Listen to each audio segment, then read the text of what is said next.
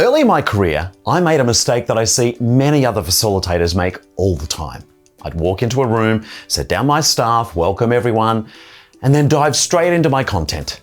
And then later, I'd wonder why people didn't seem engaged, why everything felt like hard work. Here's what I learned.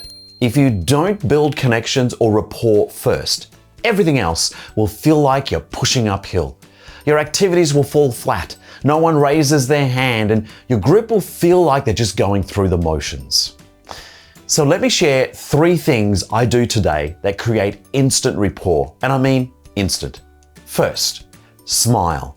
Make eye contact and learn people's names early, and then use their names when you meet them and repeat them throughout. It's simple, but it shows you care, and people feel that.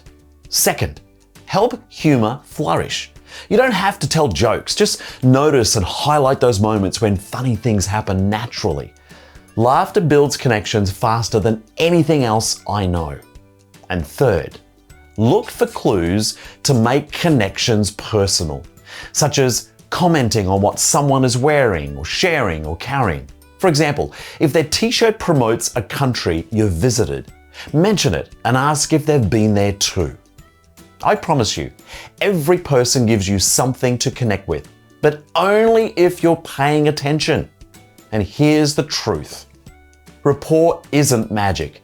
It's just intentional, small actions that say, I see you, you matter. Do this well and everything else becomes easier.